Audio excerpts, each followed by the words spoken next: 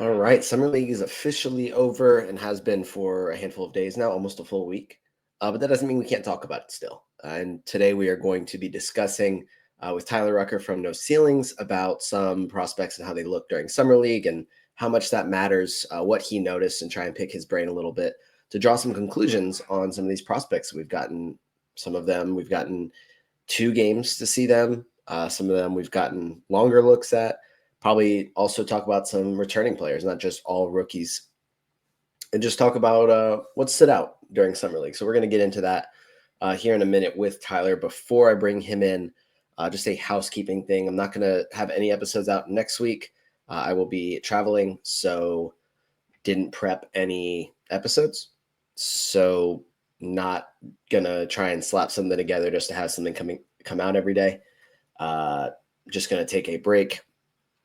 That is the bad news. The good news is that after that, we're going to hit the ground running with a lot of mock drafts and hopefully some good guests and a lot of other content with no more breaks. I know there's been a couple times recently this month with no shows, specifically when I was in Summer League and then next week as well. But that's not going to be a consistent theme. Promise it won't be. We are going to be pumping out the content after this. So just wanted to give the heads up for that. Before I bring in Tyler, I just wanted to remind you guys that BetOnline continues to be your number one source for all your sports betting action. And with baseball season in full swing and football season around the corner, BetOnline has more ways to stay in on the action with the latest odds, news and scores, and even live in-game betting. From MLB to UFC to tennis and NFL futures, BetOnline remains your choice for sports wagering info. And in between the games, you can head over to the BetOnline casino with all the top Vegas-style games, including poker and a live casino. Head to the website today and take advantage of their industry-leading VIP program with level-up bonuses and weekly cash boosts. BetOnline, the game starts here. All right, and we are here with Tyler Rucker from No Ceilings. Tyler, welcome back. It's always fun to have you on to be able to talk about young players in the NBA. Generally, it's just rookies, but we'll talk about some of the players who are, sophomores, I guess is probably the right word, and how they look during Summer League and whether that means anything to us. But before we do that, how are you and how busy has this season been? Are you excited for the next class to start? Or are you not even thinking about that yet? How does that work? No, I'm doing good, Noah. Thanks for having me back on. In a weird spot now. I'm like, okay, I don't want to fully stop talking about the previous class, but sort of looking ahead to like, hey, it's about time to start looking ahead. But no, Summer League was great. I'm bummed that there's going to be no basketball for a little bit, but it's a fun class to talk about. So I'm still hanging on. I'm glad when you asked me to come do this. I was like, yeah, let's talk about it. Let's keep this going. Yeah, it's about to be off-season rumors time. I mean, that's already been going on for months, basically, but because that never stops in the NBA. The rumors never stop. Doesn't matter what time of year it is. But with nothing really, like you said, it's Summer League's over. Maybe we'll get some extra Giannis rumors just because there's nothing better to talk about. The Jonathan Kuminga, the Cam Thomas, the Josh Giddey, that stuff will get settled, but there is no basketball until early October, like right before we all have training camp around then too, and that's when. But until then, we just have to speculate and start rumors, and that's what we do. That's what NBA media is for the next couple of months. But just taking a look back at Summer League, July 10th through 20th had 10 days of basketball, which was a ton of fun. And actually, also there was the 2 other Summer Leagues before that. But when you're watching Summer League, what are you observing? What are you looking for players? Because obviously we talked about this on the show last week where it's, the numbers don't necessarily translate. There's certain stats that do translate pretty well and others that really don't because the basketball is very different. But what are you looking for out of players to try and take away what conclusions you can? Yeah, I think it kind of differs. I usually love with Summer League to kind of see some of the returners. That's the number one thing I'm always looking at is I know we get excited about the rookies because it's like, hey, we've been talking about them the most, but I like to see the returners who's been working on their games. For a lot of those guys, it's the first full off season they've had in the NBA. So you get to see like, hey, how's the grind been going for them? What are they working on with their game? Are you seeing real improvements? And with the rookie class, I'm always being very cautious to start Summer League because I'm like, look, these guys have been going for private workouts and they haven't played organized basketball really for a while. So it seems like that first game's always like, let's get the rust off first. And then the biggest thing for me is I just want to see how they're progressing with each game. A lot of guys might not play a ton when you're, the Cooper Flags, the guys that were picked early, but I think you're just trying to see, the speed. Does it really stand out that they're struggling to adjust to it? Or I just want to see, are they confident with their game more than the box scores? I know we love box scores, but Summer League, I'm always taking those with a grain of salt. I want to see what they're working on, what they're trying to kind of leave an impact on early. Maybe they're trying to work on their outside shot, and you're like, okay, this is a good start for them. So a lot of different things, but I think it's just the biggest thing is you're trying to see if by the end of Summer League, do they look like they're heading in the right direction, building some confidence. Yeah, and calling Summer League basketball organized basketball is maybe a pretty loose-fitting term because it is what it is. But you mentioned they could be working on specific things. Like we talked, or we didn't talk about it, but Jaeger Dioman, like with the Nets, saying that they really wanted him to just shoot a ton of threes. And they've said that's not how we're going to use him during the regular season, but we just wanted to see it. And so it's when you take that perspective and say, okay, maybe other players had those types of goals. So it is kind of hard to take some of the numbers to heart. And we are going to talk about some of those returning players in a little bit, but I wanted to start with talking about some of the rookies. And we're going to talk about all the guys that we talked about when you were on about a month ago, maybe a little over a month ago. But I also want to talk about one that we didn't talk about then because he really stood out to me for ways I didn't expect him to, and that's Dylan Harper. Because everyone knew what type of offensive prospect he was and just how good he was going to be or has the potential to be. And obviously, we only got to see him for 2 games, and one of those he had a little bit of a minutes restriction, so we only got to see him play for a limited amount. But the defense really popped to me immediately, both just staying in front of ball handlers and then obviously had at least one pretty insane block. So was his defensive ability something that had already stood out to you when he was a prospect in college, or was this something that even like it kind of surprised you a little bit just how good he was? Yeah, with Dylan, I thought at Rutgers as a prospect, I thought we didn't get to see the defensive flashes as much as we might have thought. Myself personally, if you go back and watch him in high school, there's some real stuff where I was like, he's going to be a nasty defender at one point of his basketball career. I think with scouting and a lot of the guys that know ceilings, what we're always trying to remind ourselves is when you're evaluating some of these guys that are one and dones, it's not always the typical role or situation you think that they might be the best at the NBA. So he carried a lot of that offensive load for that Rutgers team, and I think that kind of weighed in on the defensive consistency, and you understand why. But I thought with him at the Spurs and why I was so excited about him landing there despite them having all those guards is I thought Dylan could lean on the defense to start out, to be like, okay, I don't have to do everything offensively. I'm playing with Victor. I'm playing with all of these guys. I thought there was a real good chance that he could be like, all right, now I can use some of that energy, focus on the defensive side of the ball because there's great tools there. He's got active hands, great size, and he's really tough. So I thought at Summer League, it was really exciting to be like, okay, here we go. There's the defense that you were looking at high school that we didn't see as much at Rutgers. He still had some instances, but I think he's going to shock people early on with his defensive ability at the NBA level. And with young guards kind of making that jump, there's always a learning curve. So I think that's where guys can be like, I can build some confidence on the defensive side of the ball while the offense comes around. Yeah, I thought it was good to see him do that, even without Victor Wembanyama sitting behind him, because obviously that's going to be just a whole another level of scary once these guys get a little bit older. But there was obviously another defender on that team who was just as impactful, if not more impactful. He's a guy that you were high on that we talked about last time, and that was Carter Bryant from Arizona, who, yeah, this guy had some pretty insane defensive reps, which is, I think, what you were expecting. But then the offense didn't really click until one of the later games. At first, it was pretty rough. So I want to give you the floor to gush a little bit about the defense, but then also, can you give me some optimism about why the offense is going to at least be fine at some point? Yeah, the defense was everything I would hope for. As someone that was really high on Carter Bryant as a prospect, it's one of the first times I've seen a defensive player at Summer League look like, oh my gosh, does he realize it's Summer League? Like, that's how impressive and how much his motor was just all over the place.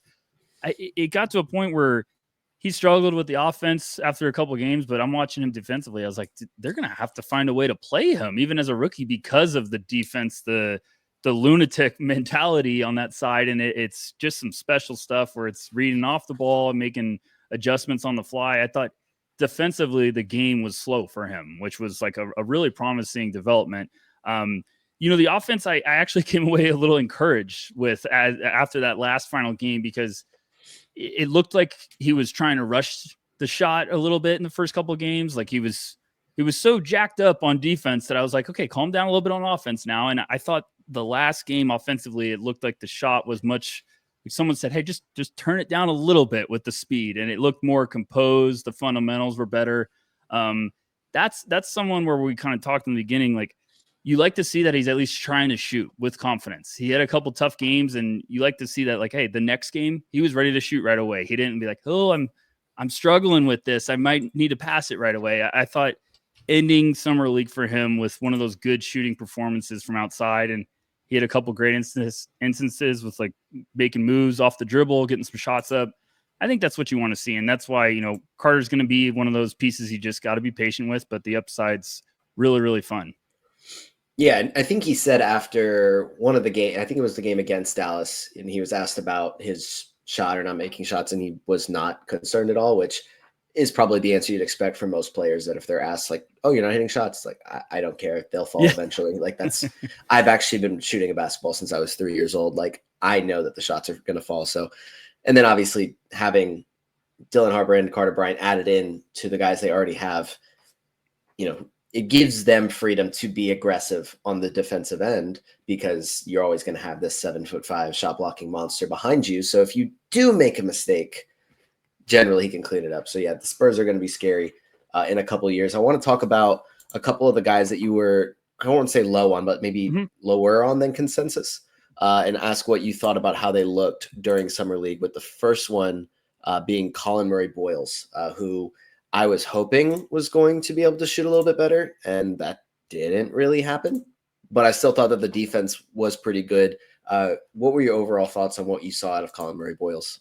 Yeah, I thought he looked great. I know the shot. He had a couple instances that were, making the rounds on the internet of like some tough shots from outside, but the confidence to shoot it. When he landed with Toronto is one of those teams that I was like, hey, if Murray-Boyles does go earlier than some might think, I think Toronto would be a spot he could go. And landing there, everyone was making the jokes of like, oh, typical Raptors pick, they get the defensive guy. And I was like, well, you don't draft this defensive guy usually. Like, this is one that I think Murray-Boyles could make an immediate impact as a rookie because of how good defensively he is.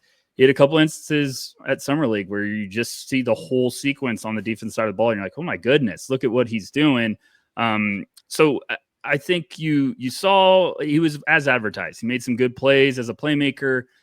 He's really tough around the basket, and he can do some good things on the board. So for Raptors fans, I think he'd be excited. For fantasy purposes, I think you can get excited about him being one of these guys that's just going to fill up the box scores. While the offensive shot kind of comes around, I still think he's just too impactful and tough around the basket. So I thought he looked great. I thought that was a good step for him. He had like a delayed, I think he sat out the first couple of games with like an injury. A lot of those teams are being smart. So I'm like, never like, oh, come on. I'm like, nope, you're being smart. And then he had a solid first game, and then you started to see the progressions real quick. So I thought it was a positive Summer League for him. I thought it was a good building block. Yeah, it's like, you're right, every single team, for not making your guy that you just took with a top 10 pick play through an injury in these meaningless exhibition games. You're right, but I really want to see them play and see what your plan is for them. But like, I get it. You said you could see, I guess before the draft, you're like, you could see Toronto taking Colin Murray-Boyles. I'm a little bit curious about how he fits in, because it feels like maybe, sure, it's the traditional Toronto pick, but also just how he fits in playing with Scotty Barnes or with Brandon Ingram and fighting for minutes there. Even Jonathan Mobo to an extent, who I think they did use a little bit as like a small ball center during his rookie year. But Colin Murray-Boyles has I would say, we'll call him a non-shooter right now. Maybe just eventually just like a bad shooter. But Scotty Barnes isn't a great shooter. We've seen Brandon Ingram space the floor pretty well at times in his career, but hasn't done it the last couple of years. Hopefully they make him do that more this year. But then you also have Jakob Poeltl, who's a non-shooter. How do you see do you think that spacing could be too much of an issue for this Toronto team to work this year? I think so. I think Toronto's one of those teams you continue to look at the roster, and on paper, you're like, hey, this doesn't look too bad. But then you're also like, you dig a little deeper and you're like, okay, how is this going to work? What's the rotation? What are you getting at? Because, I think Mobo's a great one to bring up. Like, yeah, he was a second round pick. He was also the first pick of the second round. So it's still invested in a guy. And, Yeah. They passed up Filipowski to draft him. I think they're still intrigued with his tools. So are you trying to get, Murray Boyles in there to be more of a 4? And you just mentioned a lot of guys where you're like, those aren't floor spacing guys. And Scotty Barnes is the key of all of it, where it's like, you're still not a floor spacer, but you have talent. So I still am trying to figure out how this works. We didn't get really much Brandon Ingram of a sample size with them after they made that trade. So I'm like, what are you going to do here? I know Grady Dick was playing good last year, but it's like, okay, are you going to lean on him to be just your floor spacing asset? They got to get some guys that open up the floor. Murray Boyles isn't going to do that early on, but he's also someone that could, maybe they can't shoot it and he's cleaning up the glass. So it's going to be really interesting with Toronto. I think it could go either way pretty quickly. They're going to be one of those teams. I'm the most fascinated to kind of see their rotations, their adjustments throughout the, opening months of the season. It's a really nice collection of talent, but yeah, it's just I'm not sure how it's all going to work, but they do have a lot of talented players, which, that's not a bad thing. One of the other guys that you were, I guess, a touch lower on maybe than consensus was Khaman Maluach. Mm-hmm. And I know we talked about the outside shooting potential when you were on last time, and he hit 3 threes during, I think it was over 3 summer league games he played in, so 1 per game, and had a little bit more of a willingness to shoot them. Was that encouraging to you to see him, I guess, get them up at a pretty good rate? Yeah, I think, with Malawatch and a lot of bigs at Summer League, it's really tough to kind of stand out just because of the playing style, and Summer League's a little bit more like chaos mode. And I think it's tough to be like the traditional, like, hey, they're not going to post up people a lot at Summer League. Everyone's just playing a little loose. So with Malawatch, I was just like, hey, let's just see what they're trying to do with him. Let's see, what role. I thought they gave him a little bit of freedom. They'll be like, hey, let's just figure it out. He was spacing the floor. He's doing a little bit. Sometimes he's, doing a little bit of dribbling where I'm like, maybe we work on that a little bit more. So I think with Malawatch, I love where he ended up. I thought Phoenix did a great job they got him. They made the Mark Williams trade, so you don't have to rush Malawatch into it. They had Oso Ighodaro, who I thought looked great at Summer League. So they're going to have some big man depth to where you can play the long game with Malawatch, let him build up. It's just so raw. I think it's going to be one of those, year 2, year 3 guys that you're hoping just keeps taking nice steps forward. But early on, I think they're going to try to make life simple for him, with his size, make him a good screen setter and a lob threat. Hopefully he's protecting the basket. And then I think you do get that little teases of, the floor spacing. I like to see that he was confident to shoot it at Summer League, but it's one of those like, hey, just play it simple, one step at a time with Malawatch. And I think Phoenix is doing a good job of, they got him, but they're also not putting unrealistic expectations on him early. Yeah. And I don't even remember who was playing point guard for Phoenix during Summer League, but it's not going to be as good as, Devin Booker's not an elite point guard, but having Devin Booker with the ball or having Jalen Green with the ball, it'll look a little bit different than it did during Summer League. But you also bring up a good point with Oso Ighodaro, and we'll pivot there because I'm just curious what your thoughts were on him, because I was a little bit surprised or impressed with how they used him and just put the ball in his hands and just let him go to work. Was that something you had seen from him previously that I was just missing, or is it something where it's like, wait, this is kind of a newer development, and if this is the vision, okay, this could actually work out really well? He's one of the standouts at Summer League just because it wasn't just the play from Oso. I thought his physical transformation was really impressive. Like he looks slimmed down, and at times you kind of said, hey, maybe they're trying to make him more of like a 4 or 5 player than just like a natural center. He was bringing the ball up on the break. He's making plays. Like a couple times I was like, oh, that's not Ryan Dunn. That was Oso. Like that's how confusing it was. So Oso, I thought looked great to where now you can have some versatility with him. He was such a good passer out of Marquette as a prospect, and now it looks like the handle's really developed, and you're like, okay, maybe this gives you some versatility to go with him at the 4, and you have Malawatch or Mark Williams at the 5. It was one of those where I was like, hey, I'm really encouraged with how Oso looked. I thought Ryan Dunn did look good too, so I was like, hey, Suns fans should be a little pumped up. You got some stuff going in the right direction. So Oso, I think, was one of those where you left summer league like, hey, I'm going to keep an eye on Oso. This might be a little surprise early contributor for the Suns that they're like, we got to find a way to get Oso on the court. Yeah, for sure. And moving on to the Summer League MVP is the guy I wanted to ask you about next, because Kyle Filipowski had moments during his rookie year, but it seemed like he took a pretty good step this summer, which obviously, again, it's Summer League, so maybe we can't just focus on the stats, but he just looked like he was too good to be out there. But he was one of the few instances of this player looked too good, but then they kept playing him, so he's able to play all 8 games and win Summer League MVP. I don't remember, did he end up making your too good for Summer League list, or how quickly did he end up making it? Yeah, I was in that boat too, where I was like, okay, he's still playing, and I was like, okay, now he's officially on the too good for Summer League list. I thought Filipowski looked exactly what you would want to see if you're a Jazz fan. I think this is one of those names where obviously the Jazz got Lauri Markkanen, and he'll be mentioned as a trade target forever until it's out of there. But I think Lauri's offensively exactly what you would hope to see. Like he looked great. He looked pretty early on like, okay, offensively, Lauri looks like he doesn't belong out there in a positive way. Like he's tough. He could space the floor. You see a lot of good stuff from him. I think just the two-way you want to see, hey, how's the defense going to come along? And he's so talented offensively. I think you just want the defense to be like playable, and I think he's fine. He battles, but the floor spacing, the offensive skills, finishing around the basket, that game they had against the Spurs, I thought Filipowski was awesome down the stretch. So I thought you saw a lot of really good stuff. I think he's going to be one that Utah's got to find a way to play him more, especially with Markkanen. I'm curious to see if those two could exist, because there's a lot of similarities with their game, but I also think, Filipowski is just turning in the right direction.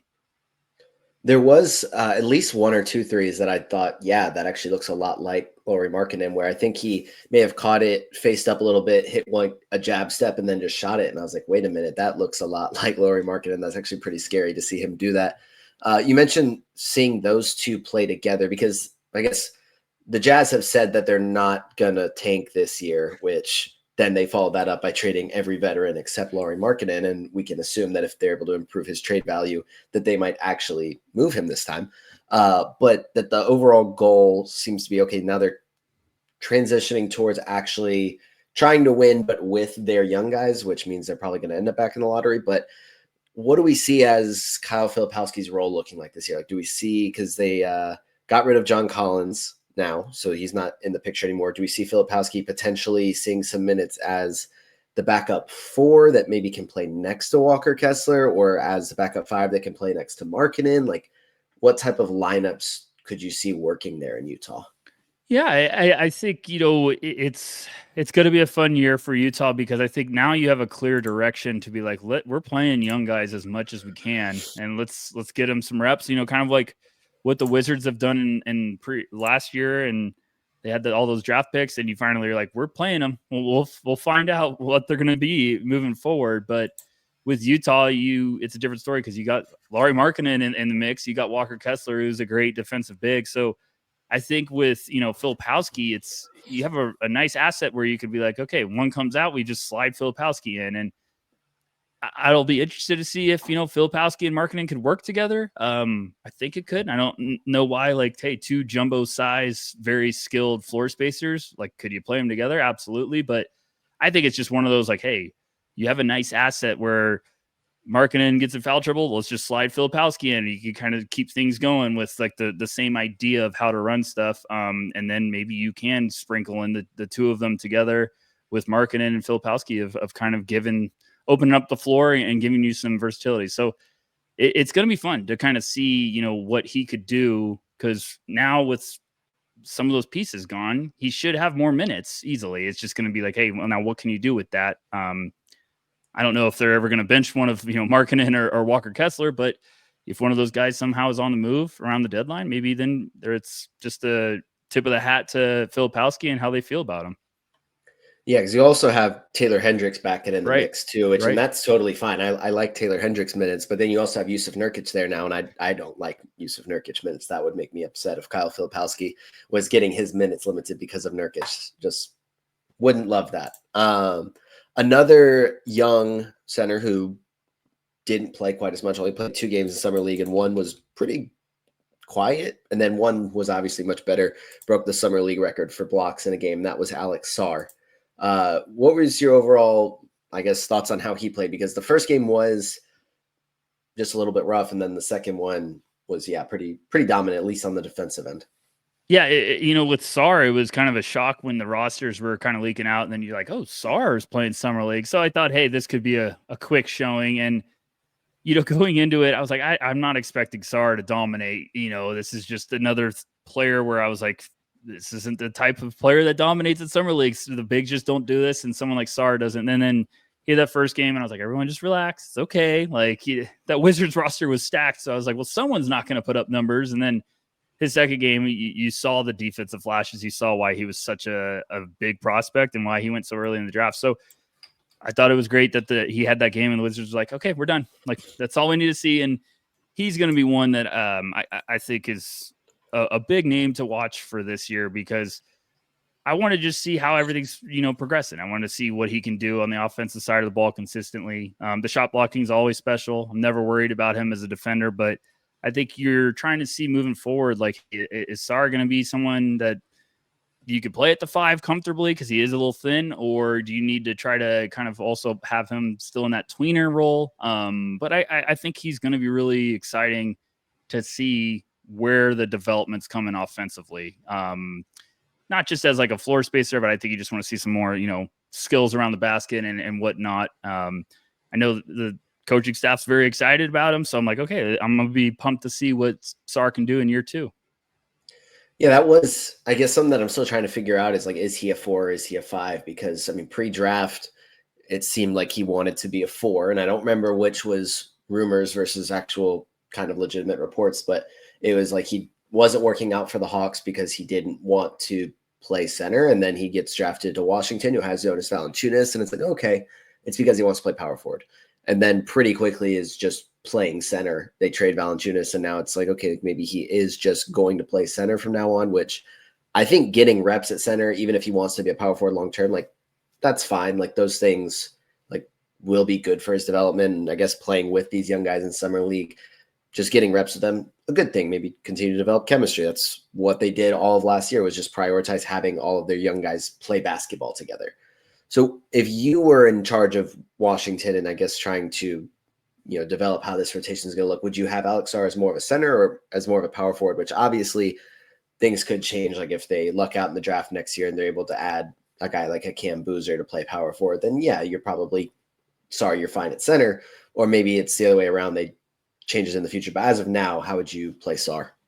I think I would try to lean a little bit more early on at, like, having him maybe start games at the 4, and it's more just because of till his frame fills out. He's still so young, so I want him to build some confidence with, like, the handling the physicality and everything. And eventually, throughout games, coaches are going to make adjustments. So maybe they're like, hey, you're going to play 5 now because we're going to add one of our wings in to play a little bit smaller, but your size is going to make up for it. So I think you're trying to kind of also build confidence still with him. So I would want to be like, hey, let's get some muscle next to Alex so he can live a little and not just get bullied by these gigantic bigs. And then eventually, like, get him some reps playing at that 5. So you're still building the versatility with his game. But I definitely would like to have, like, a natural center next to him to kind of make his life a little easier. So he's just not the only size you have on the boards. Yeah, definitely. And then going back to some of the rookies, the first guy I want to talk about, I guess, in this new time of talking about rookies, is Nick Clifford, who, this guy was pretty good during summer league, which is probably what you expect for a 23-year-old rookie versus like an 18 or 19-year-old rookie. But did you come away a little bit even potentially more impressed with what you saw at Nick Clifford versus what you had already seen, obviously, with a lot of college tape? Yeah, Neek was one of my favorite guys coming into this draft. I liked him going back to last year, and then he returned, and he was a little older, so I always have a soft spot for the older guys because I'm like, they're always going to get talked down because they decided to stay in college and be like, hey, my game's not ready for the NBA. Let me keep getting better. So Nick just looked fantastic at Summer League. I thought his adjustment throughout even the first game was just eye-opening of like he was already making some adjustments that take a couple guys 3 games to be like, oh, okay, that's quicker there than normally was at college. So I thought Nick looked fantastic. It's one of those players that I thought was, one of the biggest standouts in the rookie class at Summer League. I'm just curious now because you hear Scott Perry, their GM, talk about, hey, we're thinking Nick could maybe be running the point at some times, and they're getting creative now with like how they want to use him. So with that Kings roster, with kind of the uncertainty moving forward, they got a lot of vets. I think Nick's going to be one of those Swiss Army knives that they're going to try to get him on the court early, maybe as like a rotation piece. But you kind of see sometimes where like, hey, if those guys can step in and make an impact pretty early, then all of a sudden the coaching staff might be like, all right, we need to up the minutes a little bit for Nick. So he's going to be one that I'm watching pretty early with that Kings team because I think they're just new management. Doug Christie's there. You're trying to kind of see like, hey, maybe they're going to go in a different direction here. Maybe they're going to try to play some of the young guys as well. So I thought Nick looked great. He looked exactly what you would want to see from especially a guy that was picked late in the first round that, surprised me, but I was like, oh, well, Kings made a good move there. Yeah, I was pretty surprised with how late he ended up going. Just go fall to 24. I think I've said this a couple times on here, but at least one mock draft that I did, I had the Hawks taking Nick Clifford at 13 and Maxime Reynaud at 22. And then the freaking Kings get him at 24 and 42, which was just great value on both of them to me. Just a broader look at the Kings. Like, what do we think is going to happen here? Because they have, assuming the starting lineup is like Schroeder, Levine, DeRozan, Keegan Murray, Domantas Sabonis. They have Malik Monk, Keon Ellis, Clifford, and Reynaud. Trying to think of anybody else off the top of my head, but I'm sure there is one or two guys I'm forgetting about. But like, there's this nice core of pieces that should be, in theory, somewhat competitive next year. But at the same time, I don't think you would lock them in for a playoff spot. You may not even lock them in for a play-in spot in the West. So do we see them just trying to see what happens, then maybe reassess the trade deadline? Or do you think that they should go ahead and take a hard pivot one direction or the other? Yeah, I think they're in a spot where you got to at least try to make a run at like, hey, maybe we can get everyone on the same page and we've got some good depth and maybe we've got the rotation to make a run to start the year. And we've seen time and time again, some years, all of a sudden one team's just red hot in that opening season and it kind of gives like the false hope and everyone's like, is this real or whatnot? So I think the Kings, I think they're going to try to move forward and see what they got. And then you kind of get a quick answer after that opening month or two of like, okay, now we're going to start looking at the trade deadline. Maybe we start playing some younger guys. We never root for injuries. Injuries happen. So maybe they've got to make some adjustments there. But I think, them going out and getting Schroeder, that's a guy that's, he's played a long time. He's been a good stopgap for a lot of teams and he's always played his role really well. So it's going to be really interesting because I think Keegan Murray still is a guy that I'm eyeing as maybe one that takes another step this year. But they do have, you've got Levine, you've got DeRozan, you got some names there that are really talented. So, and then Sabonis, obviously. So on paper, you love the Kings, but it's like, hey, can you guys make this work, or do they need to try to pivot and, try to see if they can get a buyer? I think eventually they'll look at that trade market and then maybe they try to end the season playing a lot of the young guys, see what they got. But for now, I think they're going to see what they can do. Yeah, sometimes I guess that's all you can do at this point. The last rookie, well, maybe not the last rookie. We'll talk about Cooper Flagg at the end. But one more guy that we talked about last time that I wanted to ask you about was Noah Essengay, who I saw a little bit, and I think I watched mostly his first game, and that one was pretty rough. And then I think it got a little bit better after that. But what were your overall thoughts on Noah Essengay over the course of the summer?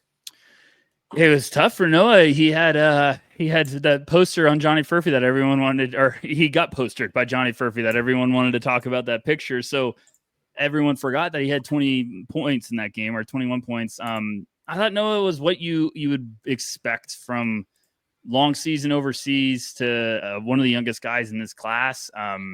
It was a tough one. It was also brutal. Just I was like, oh, worst situation for an international young kid of like, hey, I made the NBA. Now everyone's talking about me in a bad way. So I thought Noah looked good of like, hey, the first game was a little rough. The adjustments came along. he's just going to be this player you have to be patient with the outside shot. He can do a lot of impactful things when it comes to, hustle plays or hitting the glass, but going to be one of those players you got to be really patient with because this was one of the youngest guys in this class. There's a lot of fun tools, but there's a requirement for patience. So I think the Bulls understood that when they got him, and you got him and Bazelis to kind of hopefully build around for years to come. Yeah, it'll be interesting to see how Chicago kind of builds out this roster because they've been stuck in mediocrity for so long. And in the East this year, there's still a halfway decent chance that they make it to the play-in tournament in a class where maybe you put a little bit of an emphasis on not making the play-in tournament to improve your lottery odds with 3 guys at the top that are potential franchise changers. But then they might bring back or should bring back Josh Giddey. They're just trying to figure out the price. They have Kobe White. Like there's some pieces to like, but not really a ton of a future here other than Essengay and Buzelis right now. Of course, also we can talk about Cooper Flagg, and we only had 2 games to get out of him. And the first one was, I thought, fine. He just did not hit a shot. And then the second game hit a lot of shots, and the shots finally started to fall. And that's why he had the 30-point game. And I saw a report, I think it was yesterday, maybe the day before, that he wanted to play a third game because he was, I guess, wanting to show that it wasn't a fluke or something like that. And whoever he was talking to about it just kind of like laughed it off. It was like, no, like you're good. You don't need to play another summer league game. But I do kind of like that mentality from him. But what were your overall thoughts on the 2 games that we got to see of Cooper Flagg? Yeah, it's funny. Every year, I think the number 1 pick always has like that first game where they struggle and everyone just kind of freaks out and they're like, "Uh-oh," and it's like, no, just wait, you'll see. And we saw that with Victor Wembanyama, and then all of a sudden, in the second game, it was like, yep, that's why he was a big prospect. So the Cooper with the adjustment you saw from game 1 to game 2, I thought was just fantastic, and I think he still looked really good at times in the first game. Like, what's so special about him is like, hey, if the shot's not falling, Cooper still can make an impact everywhere with the playmaking, letting the game come to him, the defense. And then game 2, yeah, he was all over the place.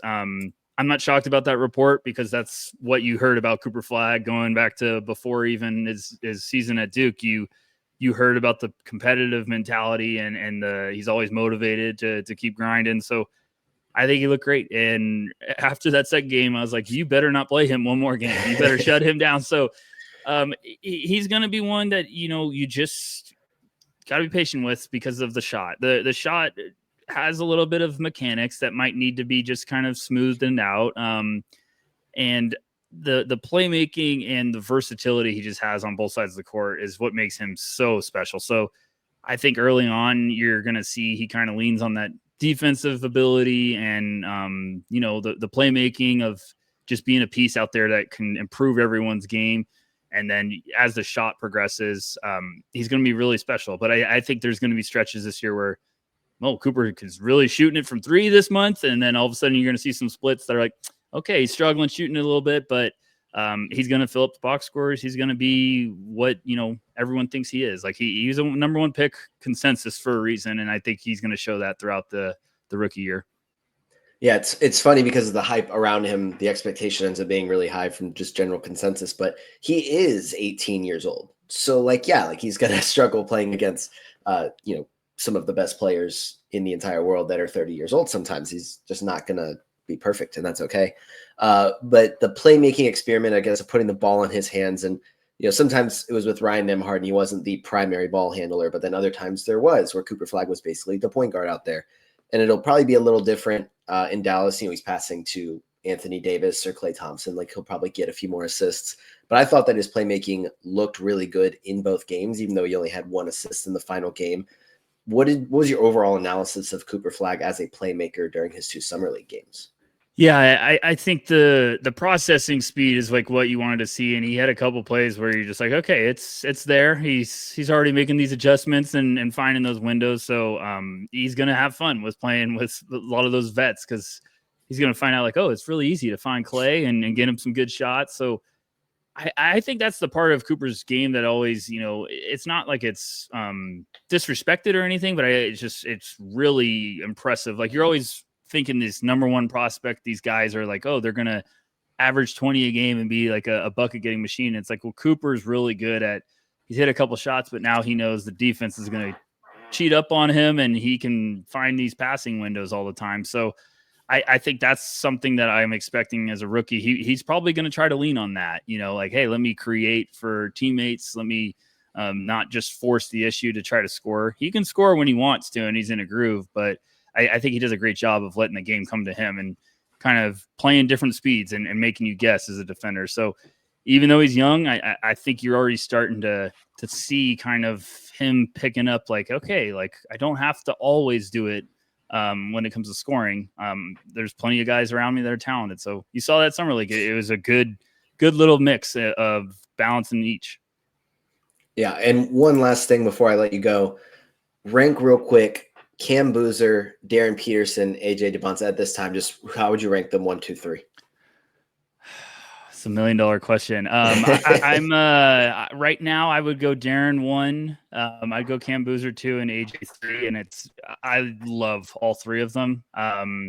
It's just I think Darren's taken some serious strides at nastiness, and then Cam Boozer, I'm a humongous fan of. I struggle not to have him at 1. I think AJ's got really special tools. I just think AJ's development's going to need to be patient with the outside shot and everything. So I just feel the best about that order right now. But man, ask me in a month, I might have a completely different opinion. So we'll see. We got a lot of stuff to watch this offseason.